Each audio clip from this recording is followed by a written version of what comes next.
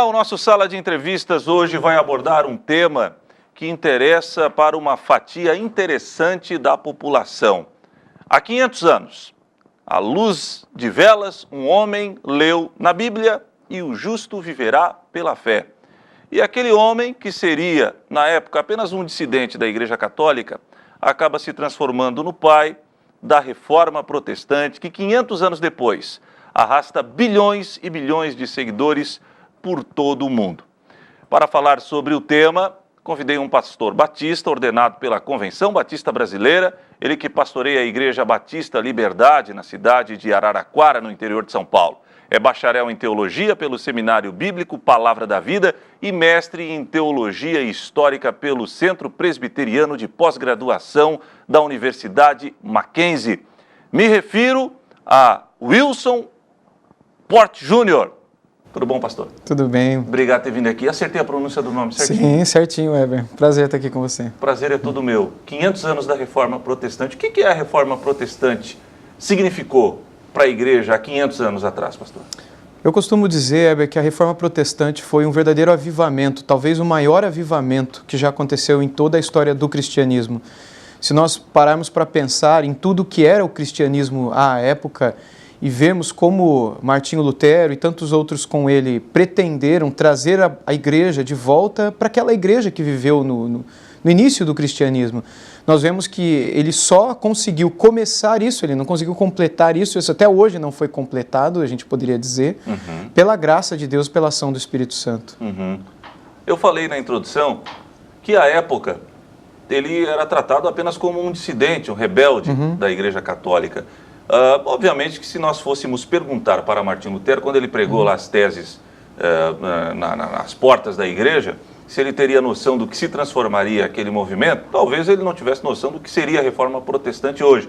Mas obviamente que também seria uma forma leviana em falar que Martinho Lutero fez aquilo apenas por fazer. Ele tinha exatamente a noção do que ele estava fazendo ao romper com a Igreja Católica naquele momento, pastor? Sim, ele tinha. Embora, para sermos honestos com Lutero e com a história, muito do que é dito tanto dentro do catolicismo romano como dentro do protestantismo também, foge um pouco do que aconteceu. Lutero nunca quis fundar uma nova igreja.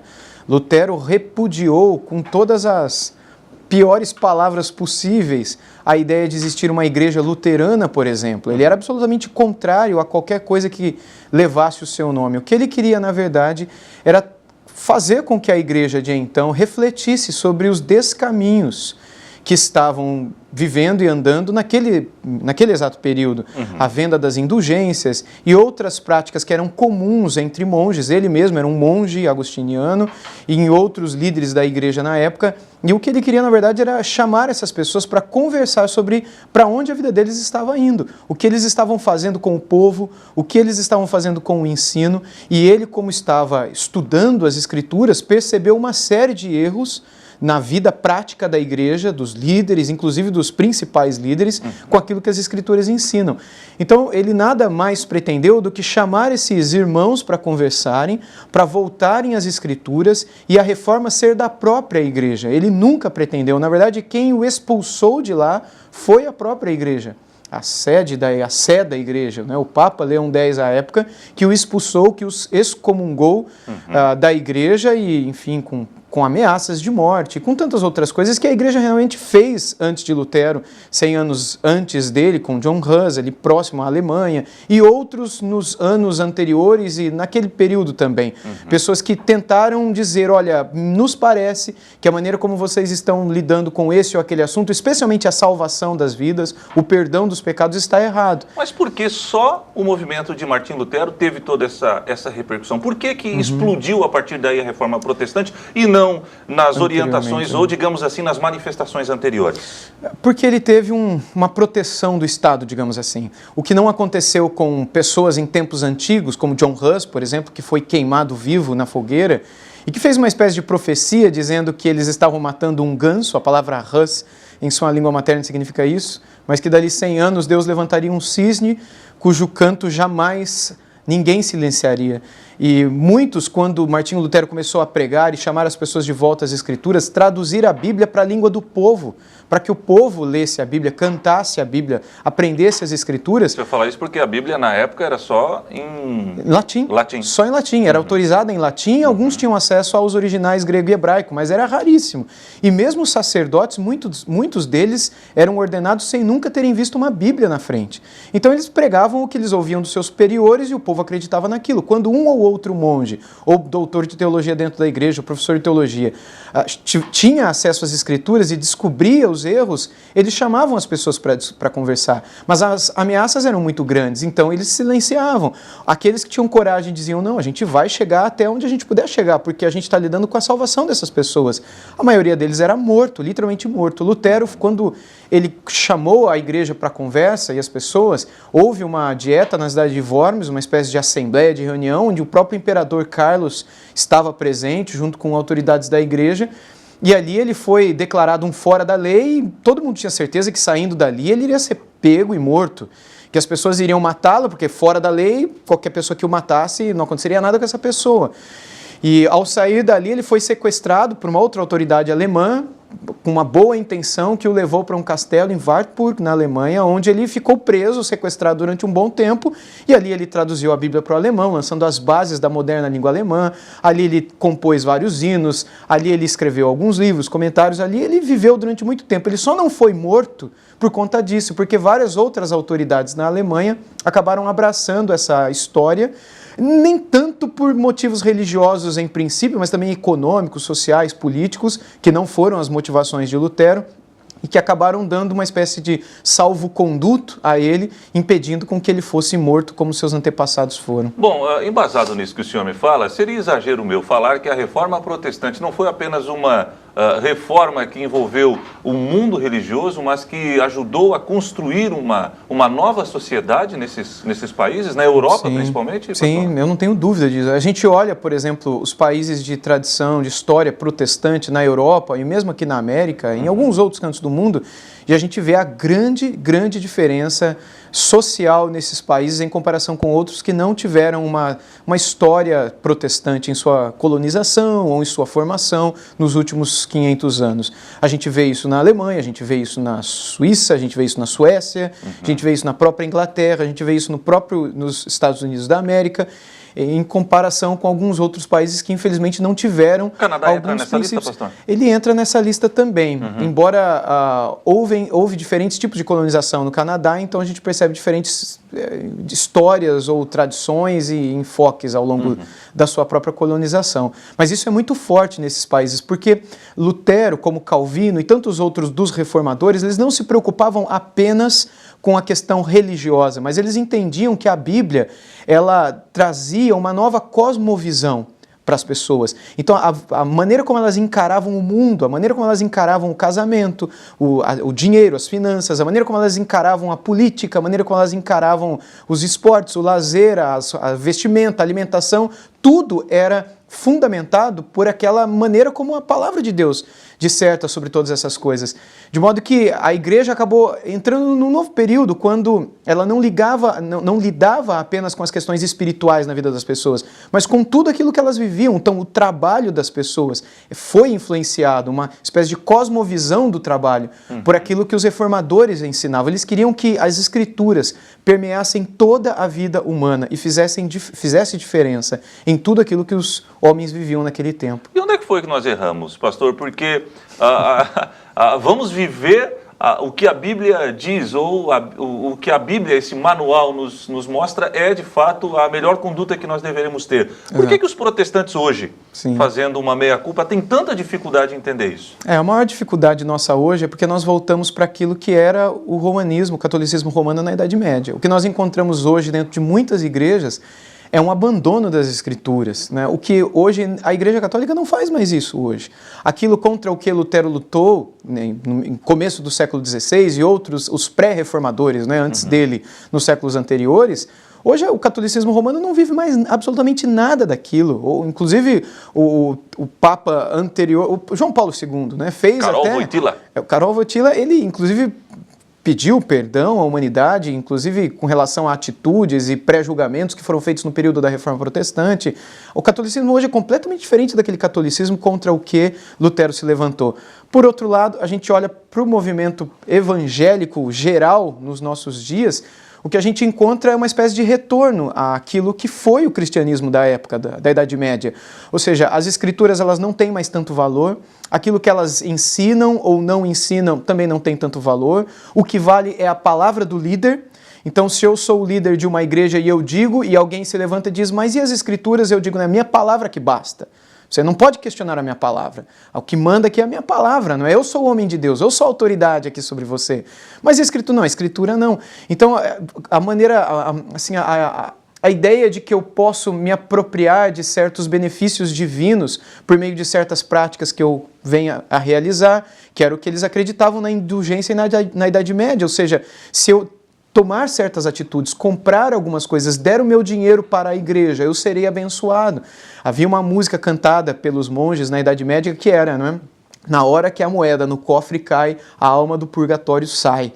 E eles cantavam isso em todas as cidades. Era uma barganha? É uma barganha. E a ideia não estava só associada com tirar pessoas do purgatório do inferno.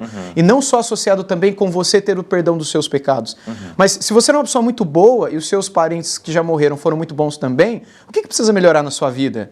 O que precisa melhorar nos seus relacionamentos? Então, na hora que a moeda no cofre cai, a sua vida financeira sai do buraco, talvez, ou os seus problemas acabam, ou coisas assim. Então, e o povo não tinha acesso às escrituras para entender que esse tipo de convite, de barganha, é errado. Assim como hoje eu vejo muitas igrejas protestantes têm afastado cada vez mais as escrituras daquele lugar central que elas deveriam ter, e com isso novas doutrinas têm surgido, e com isso a gente acaba vivendo a necessidade quase que de uma nova reforma, ou de pelo menos voltarmos para aquilo que foi a reforma, que foi um retorno às escrituras. Amém. Glória a Deus. Wilson Porte, nosso convidado de hoje, pastor Wilson, aí que fala sobre a Reforma Protestante, 500 anos. E já já nós voltaremos com o segundo bloco e aí nós vamos dar mais uma apertadinha aí no pastor, porque a conversa está muito café com leite. Vamos apertar um pouquinho mais. Já já voltaremos.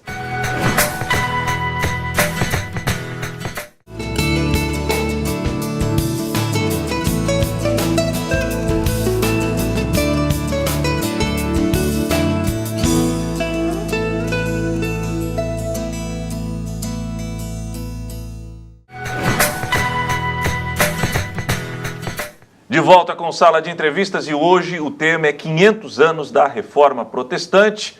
Ele que é autor de vários livros, daqui a pouquinho a gente fala sobre isso. O pastor está aqui, ó. Wilson Porte é o nosso convidado, já já eu falo sobre esse aqui que para mim é o best-seller dele.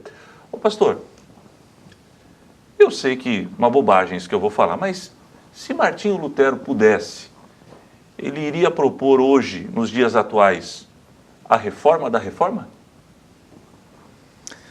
A reforma no meio protestante, talvez sim. Reforma da reforma, eu creio que não dessa maneira, mas eu acredito que ele nos convidaria, quando eu digo nos, aqui eu penso em todos aqueles que se colocam dentro do que é chamado movimento evangélico, porque nem todos se consideram protestantes, nem todos se consideram herdeiros do movimento reformador, embora sejam, em última instância, legatários do movimento reformador. Não fosse o movimento reformador, eles ainda estariam dentro do catolicismo romano. Hoje são católicos universais, digamos assim, não é? Católicos bíblicos, são cristãos que vivem no mundo todo, que estão envolvidos com o cristianismo internacional, debaixo dessa graça do Senhor e que os coloca na Igreja de Jesus Cristo. E o que eu vejo dentro desse movimento evangelical internacional é muito desvio da Escritura. É muita ideia pessoal diante daquilo que é claramente ensinado pela Escritura. São muitos falsos mestres, muitas falsas doutrinas. E eu acredito que isso incomodaria demais o coração, não só do reformador Martinho Lutero, mas de todos os demais que naquela época correram risco de morte por conta de quererem colocar a Bíblia na língua do povo e na casa do povo e falar de uma maneira que o povo compreendesse. Porque eles acreditavam de fato naquilo que está lá em Romanos, que o Evangelho é o poder de Deus para a salvação de todo aquele que crê. Logo, se você priva as pessoas desse Evangelho, você priva essas pessoas da salvação. Você os impede de ter acesso àquilo que é o poder de Deus para libertá-los da condenação, da ignorância, do sofrimento e da perdição eterna. E eu creio que isso se vê muito forte dentro do movimento evangélico hoje. Mesmo que ainda exista pessoas dentro do movimento evangélico que digam, não, aquele evangélico não é evangélico. Não, aquela igreja lá é seita, não é evangélico. Aquilo ali não é crente, não. Não é crente. Mas para os de fora é tudo crente, é tudo evangélico. É verdade. E você chega, por exemplo, eu chego numa, sei lá, para fazer uma consulta num médico e a recepcionista pergunta, o seu nome? Eu falo meu nome. Sua idade? Eu falo. Sua profissão? Pastor. A pessoa já olha para o lado, né? Quem está embaixo olha para cima para ver que bicho é esse, porque muitas vezes a associação que se faz é com a pior ideia de que se possa haver com relação a um pastor. É porque o senhor disse, acaba entrando tudo na mesma panela. Tudo na mesma panela. E eu creio que entra mesmo, e até a gente explicar que, enfim, buraco de tomada não é focinho de porco, demora muito tempo. E por isso eu acredito que Lutero se levantaria assim para dizer, irmãos, nós precisamos voltar às Escrituras, precisamos voltar ao Evangelho, precisamos voltar a ler e estudar a Bíblia, sem deixar a piedade, o temor e o fervor espiritual diante de Deus, mas precisamos voltar a ensinar as Escrituras, porque, como diz a própria palavra de Deus, o meu povo se perde porque lhes falta o conhecimento. Como é que o senhor enxerga esse crescimento do movimento reformador, se é que eu posso falar assim, ou dos reformados no Brasil? Porque, inclusive, está gerando um atrito, principalmente entre pentecostais, reformados. Aliás, o reverendo Hernandes Dias Lopes, que é da Igreja Presbiteriana, esteve aqui participando do Sala, ele me falou algo muito interessante.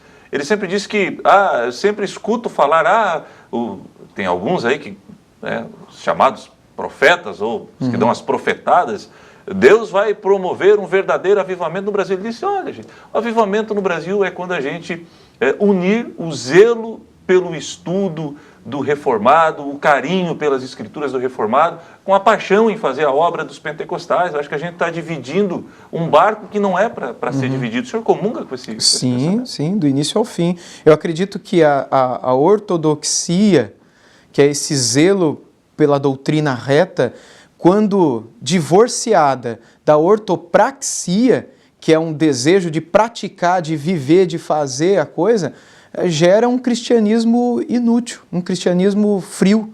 Seja ele um cristianismo, digamos, mais pentecostal, digamos, né? Avivado teoricamente, mas se ausente de estudo, de conhecimento, de aprofundamento bíblico e teológico e doutrinal, acaba sendo uma coisa fria no sentido de ser uma coisa falsa mesmo, hipócrita, né? Aquilo que você faz diante dos outros, mas que Deus sabe, que a sua família também sabe, que não é nada daquilo, que é só uma casca, não tem miolo, é só uma aparência, aquele fervor, mas não tem uma essência.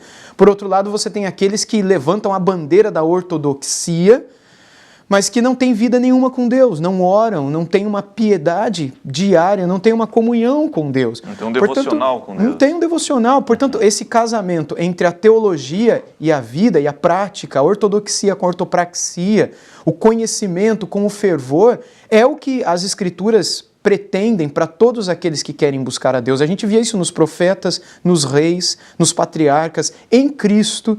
A gente vê isso nos apóstolos, no início da história do cristianismo, e a gente vê isso muito claramente na vida dos reformadores. Amém, pastor. Pastor, deixa eu falar um pouquinho dessa obra aqui, porque também faz parte desse movimento que acaba motivando várias pessoas. Depressão e Graça é uma de suas obras, e o senhor passou por um momento difícil na vida que acabou o inspirando a escrever esse livro. O que trata esse livro, Depressão e Graça, e por que o senhor chegou até ele? Ok, eu cheguei até ele, eu acho que todos nós passamos momentos difíceis na vida, né? Temos histórias das quais nós não gostaríamos de nos lembrar, mas Deus me deu a graça de, nesse tempo, estudar um pouco sobre sofrimento, e foi a época em que eu comecei a pastorear a Igreja Batista Liberdade, sobre a qual hoje eu sou pastor, e aconselhar muitas pessoas que lutavam contra a depressão. E eu comecei a escrever para elas e a estudar na palavra casos de pessoas em muito sofrimento, ou pelo menos passando por coisas que eu as ouvia dizer que estavam passando também.